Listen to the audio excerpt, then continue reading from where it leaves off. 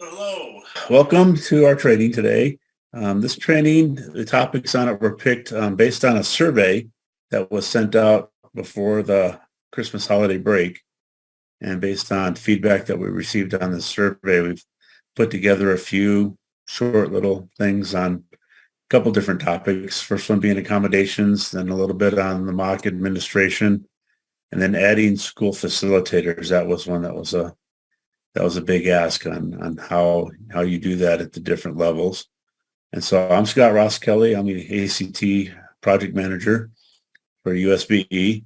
And with me today is also Jessica Wilhelm. She's our secondary accommodations specialist in assessment and accountability. And so I'm going to turn it over to her, and we're going to start right off with accommodations. We do have some time built in for questions and answers.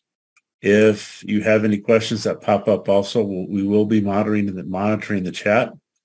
Additionally, this webinar will be recorded and will be placed probably sometime tomorrow morning on the USBE assessment YouTube channel. And so you're free if you go, I think I heard this in the training and they want to go check it out. You can pull it up on the YouTube channel also and go back and take a look also. So Jessica. All right, we'll get started with the slides. Okay, good afternoon, everybody. Like Scott said, I'm Jessica Wilhelm. I'm our secondary special education assessment specialist. I work with our secondary assessments in our assessment and accountability department. I meet weekly with ACT. I'm just going to kind of go over some high-level upcoming tasks around accommodations. If you've been there, done this before in years past, this might not be any pertinent information, but I think it's if you're procrastinating and still have tasks to do, then maybe I'll catch you those last minute stragglers in their upcoming task. So ACT does have a very strict accommodations policy where all accommodations are entered into our test accessibility and accommodation system that we refer to as the TAA. I hope that those who have already submitted accommodations, or if you haven't yet, it's very important to have a consent to release information on file for students before anything is submitted in the TAA. It's just a document that you house at your campus. It's just gaining consent to share information. Any student who has an IEP 504 or an English learner requires submission to the ACT for any accessibility and accommodations. And the one thing the ACT really looks for on these accommodation requests is for the alignment of what is on the student's plan to what is being requested. Next slide. These are just a few different resources that could be helpful to you if you have not already engaged in this task. Back in September, we had an on-demand training for navigating the TAA. And so that's the first link if you still need access to that and are still scrambling to get things done. Also is the accessibility supports guide for the ACT. Sometimes people aren't sure with one test to another, is this something available to all students, or is this something that I need to request, such as text to speech? Well, you can go to the accessibility supports guide, and there's a chart, and it shows you, all the different accommodations available and whether or not those require a request for accommodation. And then there is a detailed TAA user guide. That's just really your best resource if you're new to submitting these accommodations. I would literally just have that out next to me or pull up on a second screen to use as a step-by-step guide for this process. Those of you who have English learners on your campus, there is some guidance we've put together in collaboration with ACT on that fourth link. On the best practices for submitting requests for English learner accommodations. As you know or may not know, there was an update to TAA back in on November, and that caused some glitches and troubleshooting for many of y'all in the field. So ACT made a very rare exception to their deadline was the 13th, but they have given a week extension. So all initial requests for accommodations must be submitted by January 20th. They can't be partially completed in the TAA. Everything has to be completed and submitted by January 20th. So if you call me a few days later and are like, oh my gosh, there's nothing I can do. Failure to submit these accommodations is denying a student's FAPE. And so if this has happened, if an LEA does not submit those accommodations on time for the ACT, I do have some outlined guidance on next steps that you need to follow as a T or as an LEA. But hopefully that's not anybody here. But if that happens to you, you know, it is what it is. We're all human. So please reach out and I will give you guidance on next steps to remedying that situation with parents and educational teams. As you submit your accommodations, it's really imperative that you're checking your decision notifications to making certain that your everything was accepted. If there's any follow-up action that you needed in TAA, you're going to be notified. And so then that opens up a second window. If there is follow-up action that you need to take, all those deadlines are January 27th. So it's a very quick turnaround. So just be monitoring that and just have that on your radar over the next couple of weeks if you need to make any changes to what you've already submitted. And that extension for that January 27th, that is only if you made that first deadline. It's not like an extra deadline because you forgot the first one. It's only if you made that first deadline. Okay. And I then just wanted to highlight this is some new language that was added in the ACT Accessibility Guide. Last summer, we we're constantly monitoring case law, like what's coming in through the court systems, what is happening in the field of special education. And one interesting case that went up through the courts was a student on the day of testing, and this happens. They were like, no, not going to use that accommodation. Schools didn't provide the accommodation for them. Parents found out. They went to court. And the courts said, students do not have authority to make unilateral team decisions.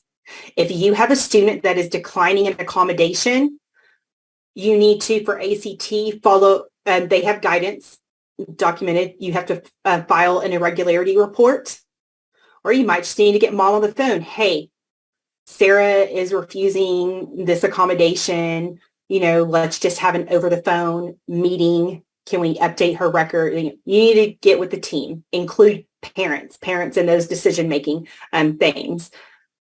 So just wanted to stress that because I definitely know that happens. It's happened to me. Okay. Next slide, Scott. Okay, and then I was just screenshotted a few new things in the TAA if you haven't been in there yet.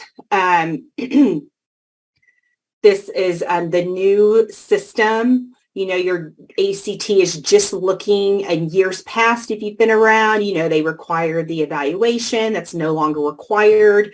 When you are entering information in, they're just looking for the student's educational plan. The English Learners Plan can be marked under that exception statement. And again, they're looking for alignment. If ACT doesn't see that alignment, that could definitely result in a denial of an accommodation. Okay, next slide. Another new thing that ACT added is the medical monitoring device for setting and location. That was kind of, we were hearing whisperings in the field and it's happening across the country. It's 2023, students who have diabetes, what are they using for their diabetic monitoring? They're using their cell phones, right? So it's not really ethical or appropriate to expect a parent to run out and go get a different device to monitor their students' glucose for the day of testing. If they're used to using their cell phone as their glucose monitoring device, then they can use it on the day of testing, but you have to make that request. So, and they can have it in the room. ACT has language and around this. So if that might be a conversation you might even want to have with your school nurse, are you missing any students that have this diabetes that could need this on the day of testing for ACT? You might need to get something in the works here in the next couple of weeks so you don't have any glitches come testing day. I'll look at the chat in just a second. Okay, next slide. So my question, Jessica, so this has to be done by the 20th. This is all part of the accommodations. Yes. So I mean, a student like this would not have an IEP necessarily. But if they have a 504. Oh, well, yeah, and there could be other students who don't have either. Mm-hmm. Yeah, that would still need to be. So you click the other. That would be under the exceptional statement. Got it. Like they might have a health plan on file with the school nurse. Mm-hmm. Okay.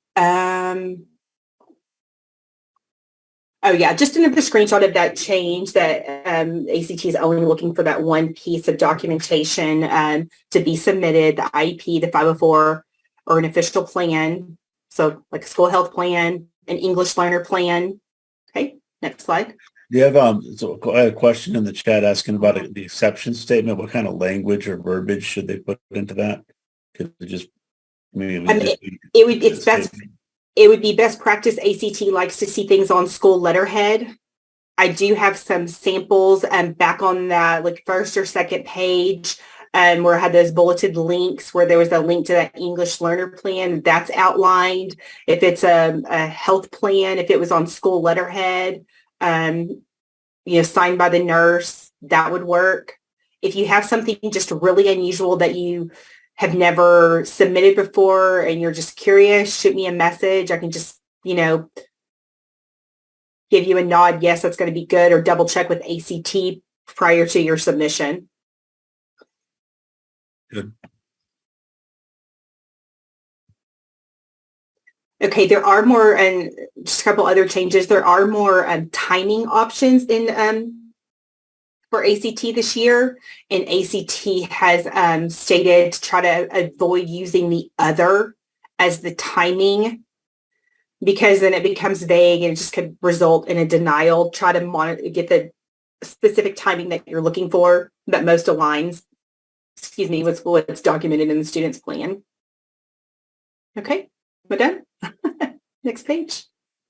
Okay, and so most of your questions, if you're having troubleshooting with TAA or anything, they're really going to be best directed to ACT. I can't log into your account and help you. We don't have that type of access. But if you have just a general question, like was just asked in the chat, shoot me an email. If you are not getting a response to, I will also say, as we get closer to the deadline, there could be more of a delay. I think ACT tries to get like a 3-day turnaround. They do have more staff available at this time, knowing that, a lot of accommodations are going to come in around this time. But if you haven't heard anything and, you're just not feeling comfortable with what you've submitted, then reach out to me and I can try to follow up on it. All right. Great. Any other questions about accommodations?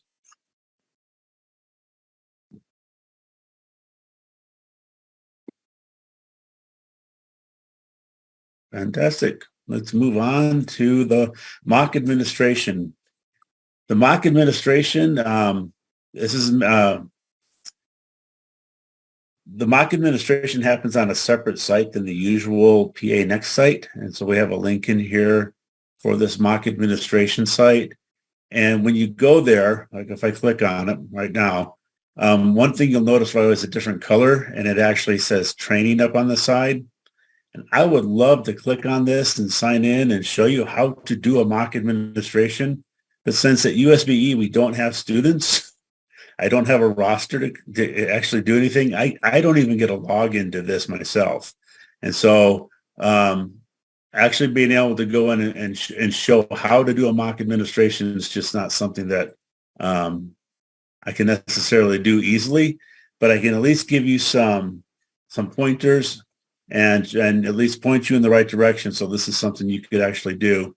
In the mock administration, you as if you're an assessment director should have a login for there. And so you should be able to go in and then from that point, set up any user accounts, which we'll go over on the third part of this this webinar today. You'll assign sample examinees. You'll manage the mock test session just like a regular day. Just remember, I always have a reminder from ACT that these are not practice tests. You could have students be the examinees for this, but you need to let them know it's not a practice test. They're not going to get a score on this. It's not going to be predictive of how they do on ACT. But it's just a mock session to see how to make sure really everything's running the way it needs to do. Especially when your IT guy is promising you that it's going to run, this is a good chance to find out if he's right, because he might not be. And we've seen that happen quite a bit. So the staff that you got to set up a test coordinator that's going to coordinate the mock administration, could also act as a room supervisor. There's a technical coordinator that deals with technical issues during the administration. You can assign room supervisors, and then other staff you'll need to act as your examinees in that. Yeah, Brooke put in a few nice tutorials on mock administrations for everyone on YouTube. Thank you, Brooke. We appreciate that. That's really nice. And so that's pretty much it on mock administrations. I'm missing a slide. That's irritating. Oh, no, it is down here. So I forgot on this slide. If you're looking for how to do all the steps, there is this link in at ACT, which is just the mock administration guide. And it's actually one of their smallest guides. It gives you about 18 pages of everything you need to do to run a mock administration. And like a lot of the stuff with ACT, it's all laid out, nice steps and what to do. And so so there's a link here also for the mock administration guide. So it should be pretty easy to jump into that and run through those steps if you need to find a quick access to that guide.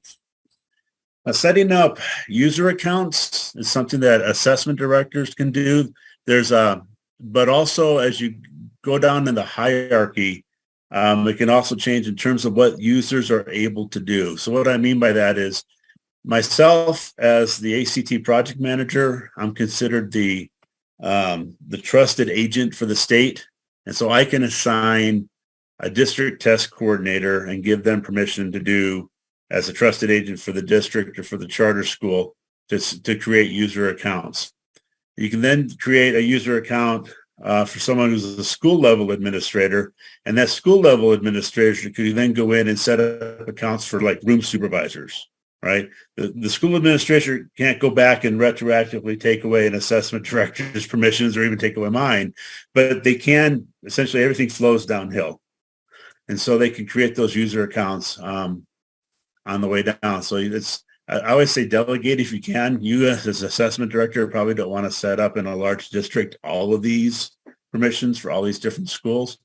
And so just make sure people understand what they're going to do when they get there. So you log into the system. On the left-hand side, they got this big wheel called setup. And you want to select an action, and you're going to say, I want to go in and do something with my users. And so you select users on that setup to set up the user accounts. And once you set that, it's going to open up this window here, and you're going to tell it to what you want to do with the terms of the users. And so there's this drop down up here by the start button. And when you hit those tasks, when you tell it which tasks you want to do, you can tell it to create or edit users. You can reset passwords. You can delete or restore users. You might have someone who was a room supervisor at the school 2 years ago, but left maybe on maternity leave, and now they're back. They very well could still be in that system, and you might just need to restore them as a user. But the thing we were asked to do is how to create or create users. And so you just select that thing that says you're going to create a user, and then the create user or edit user screen then appears. And then you get these details. And so you select the organization here. I selected the Utah State Board of Education because that's my organization. When you do selected roles, the roles that you can select are the ones that appear. And so I could have selected and made the person that's going to be my new user, I could have made them a district test coordinator, but I didn't want to. So I didn't give them that. But I said, they're going to be my test coordinator at the school. They can be a room supervisor. They might be my technical coordinator. It could be any mixture of those selected roles, because they might be pulling double duty on different days or whatever. And so you select the role that you want them to fulfill. And then you make sure that this automatically says the account is enabled. Don't change that. You don't want to disable a new user's account from the beginning. That could be very, very frustrating. And so usually you'll get to pick, you'll pick your district or your LEA or your charter school as a selected organization. Your selected organization from there might also be the high school. So we're going to just pick test coordinators for the high school. And you're going to make that. But you can drill down on those selected organizations based on what you need. Then it's just a matter of adding user information. And so you can toss in their email address. This is a bad example here because I used a Gmail address. ACT prefers if you could use a school or a district assigned address. So please do that. And once you put in the email, it'll auto-populate the username as that address. And so you don't want to give them a different username. Keep the username and the email the same. You don't want to create problems with people forgetting their username, and then you've got to go back in and look it up. If the username is their email, it should be really easy to do. The active begin date and active end date, just leave those blank. There's no reason to really change those. In terms of the system, but you put in their first and last name, and then you hit the create button. When you hit that create button, up above where it says new user, and in the window, you're going to see if success, changes saved. And then you'll see the new user actually appear with their email address and the details that they're a new user. If there's a problem with that, then it'll say unsuccessful and it'll let you know if there's a problem with it, the changes weren't saved. And that can happen for a myriad of reasons, like your email address is spelled wrong, and instead of .edu or .gov, it could say, .edu, and then that could be the problem. So they'll let you know what those are appear. Once you've done that, the new user receives a new account email that comes from the system with one of those no reply addresses. And they need to follow the instructions from that point to set the password for their account. And that's pretty much it. You've taken and you've made a new user do a few easy steps. Now we've had problems, I'll admit, where someone's contacted me and said, I went in to make a new user and I couldn't do it. I don't think I had the proper permissions. And if that happens to you and you are an assessment director, you need to contact me in PA Next. Let me know that you weren't able to create that new user, and I can jump into the system and see what permissions you actually have in the system. So we've had that happen a couple of times so far this year. And so the thing to do would be, of course, to get in a system as soon as you can if you haven't been in there already, and just make sure that you've got everything in there. So let's go. Looking over the questions.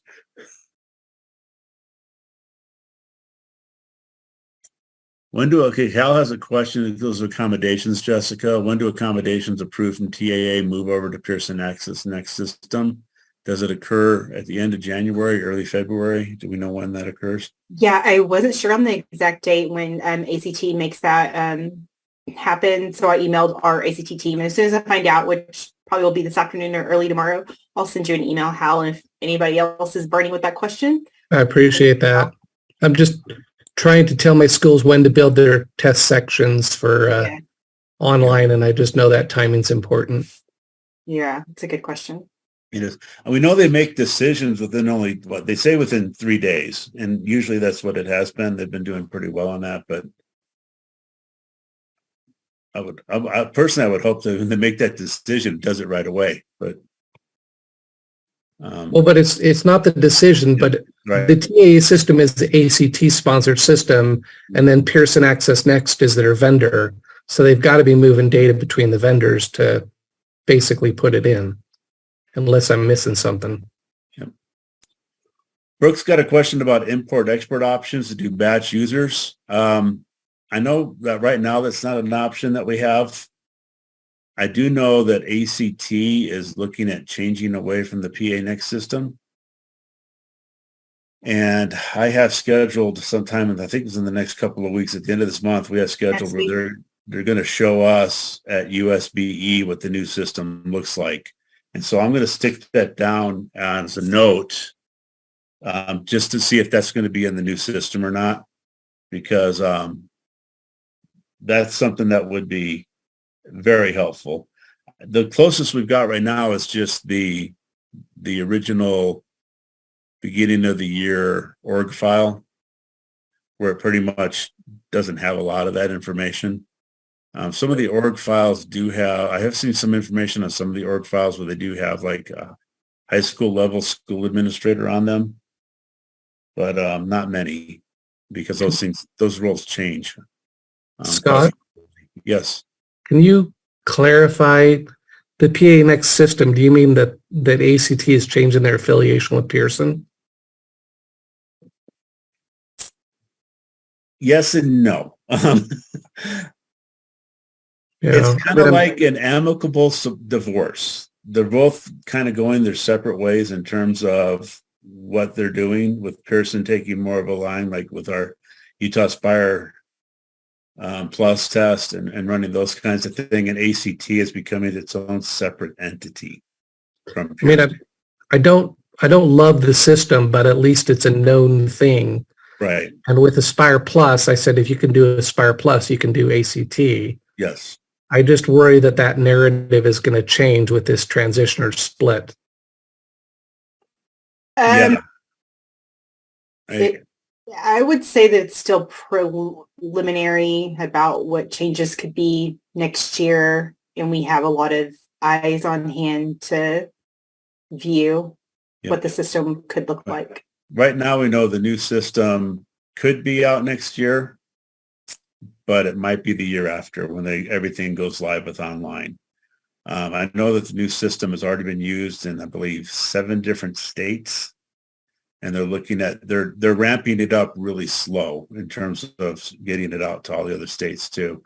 And I know the only other thing I know about the new system is that it's combining the reporting system and the test administration system into one software bundle. So instead of having to look at your reports and success, you just have one login, one place to go for everything that you do. Don't get me started about their reporting system. Yeah, no. So the thing we have been hearing from the other states that I meet with on a monthly basis is the ones that have been using the new system are very pleased with it. And so there's been good feedback so far from the states, and some of the states this year will be their second year using it. And so we'll see. Going back through the questions, want to finish my note here real quick. Who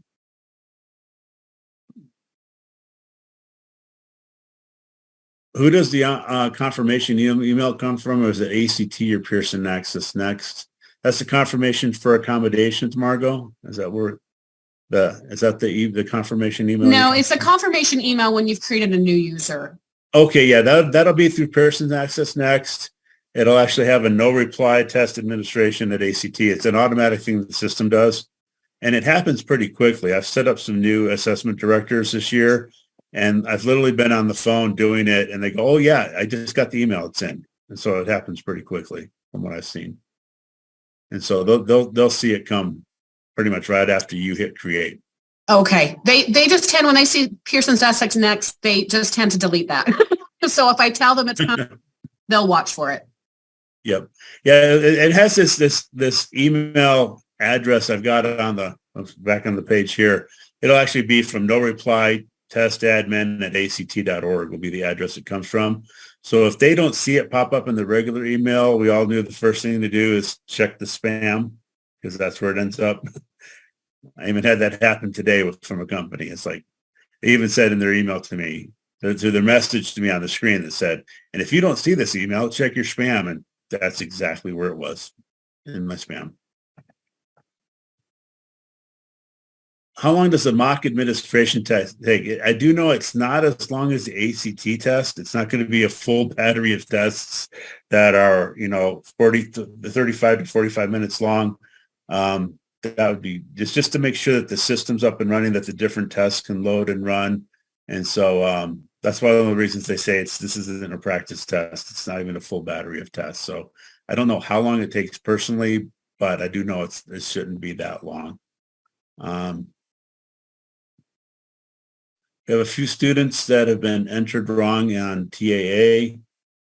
They should list as time and a half, but are listed as double over multiple days. He wants us to go in and indicate reconsider. And were they already approved? They were already approved. Wow. Yeah, they were already approved. I'm trying to think if you should just go in there. Have you tried to go in there and redo it, Harold? Yes, and it just shows that it's on the under review status, I think. I can't remember exactly what it says. Is it very many students? We have two that we're looking at. I'm wondering if you just send me their SSID or called or email or call the accommodations to see if you can catch that before. Could you try to call or email the ACT tomorrow? And if you don't get an adequate answer, can you email me with their SSID and I can follow up with it? For sure, yeah. Okay. I did have another student that was denied and put reconsider and put updated material. It was an EL student. Anyway, I'm not sure how long the turnaround time to get that approved is also. So anyway, ACT is telling us 3 days, but if it's a reconsideration, they might not be looking at it yet, but they should. Has it been a lengthy amount of time? It's been within 3 or over 3 days now. So yeah, I am not seeing it yet. Okay, yeah. First contact ACT because they'd really rather talk directly to the LEA than me being the middleman. But if you're not getting a good response that needs to be changed, then I can go around to directly to them for you. Go over their heads is what we do. It's really fun sometimes to just pop over their head and let's just talk to the Utah ACT person. I appreciate it. Yeah, I'll check with ACT, and then if not, then I'll get back to you. Yeah, thanks for catching that. We're human and make errors, and you caught it now, so it's the best we can do. Thanks. So any other questions that anyone has on these topics or anything else? We're happy to take your questions. Anything we can help grease some wheels for you too. So.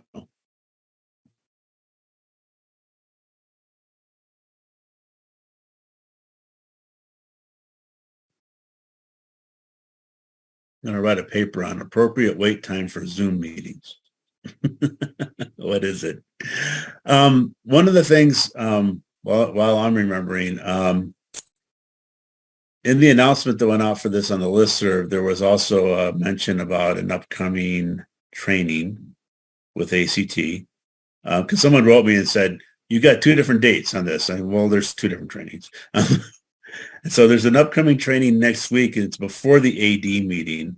And so in the listserv was a link that you can click and register for that training. And then there's going to be another one coming up also in February on administrations. And so in terms of administering the test, we've got some things coming from ACT that are going to help do that.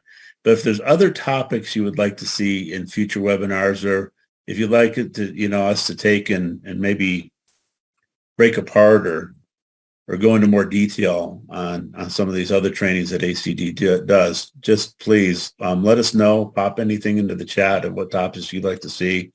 And we're happy to, help you guys with whatever you need, because that's pretty much what we're here for, is to make sure we do what we can to help you out and make sure we have some good experiences, at least for our students.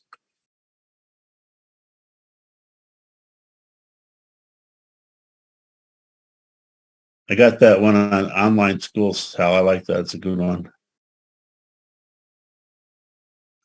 Hey, Hal, if you'd like to do that and you have time, I think Scott and I would like to meet with you, because it's actually a suggestion I've had. Guess what? All of my schools are doing it 100% for the first time this year. Yep. So we need I got nobody. We got to find someone who's done it. Okay. I know Granite School District has some who've been doing it, in Davis who have done it for several years. I can throw out those names and districts at least. Okay, gotcha. Well, you said, yeah, I guess it was a typo. I would be helpful, like you were volunteering yourself. And I was thinking, I've actually thought we should bring him in sometime before. So since you're opening the door, but okay, it would be helpful. It was a poorly timed typo.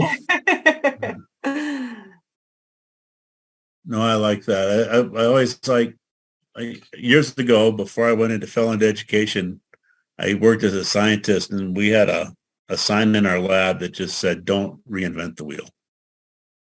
And so we always tried to make sure when we networked with other scientists that worked in our field that we were finding out what they were doing, what they had previously tested, because they had already broken through that ground, and we could find out what mistakes to avoid, what things to help make it go better.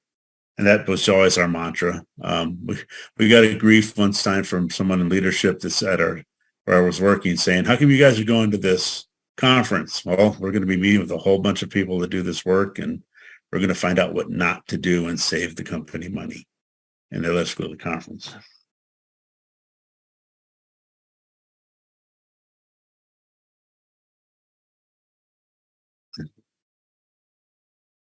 Web address for the mock administration guide. Yeah, I can get that. I'll pop that up for you real quick. So here's the web address, and you're going to get these slides too.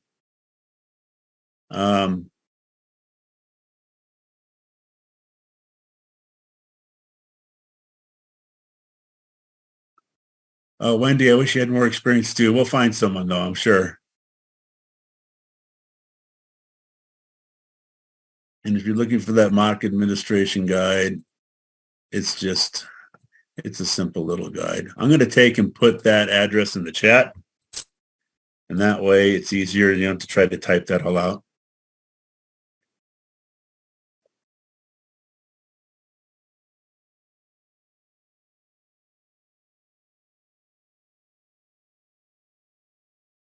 That'll help out. Say that. And like I said, everyone, you'll get access. Emily was telling us before this started that she's going to make sure that everyone that's here, she gets a list of everyone that's here. She's going to send you all a copy of the link so that you can go in and look at this slide deck also, and you'll have access to the links that way. So anything that's happening in terms of ACT administration, remember this new phone number is a dedicated hotline for Utah-specific answers. And I think they're still learning their job, because some of the answers they sometimes give aren't exactly accurate. But ACT's been doing some very extensive training and making sure that the people that staff this phone line are only answering questions about Utah, because we do have some slightly different things from some of the other states. The messaging for the success system I found works pretty well in terms of contacting them for support. But if you have any questions on administration, contact the ACT first. And if it's not working for you, contact me, because I can get a hold of Ray, Jesse, and a whole host of other people that are essentially the people who manage ACT in Utah for us. And they do a really good job of fixing issues faster if you're not getting any satisfaction when you contact these numbers. So just as a reminder, that's always your first stop, is there But if it's not working, please, please, please let us know, because we want to help get you what you need. And that's it. That's the last slide. So if there's no other questions, then we'll give you back a little bit more time for your day. Yeah, thank you everyone for being here. Appreciate it.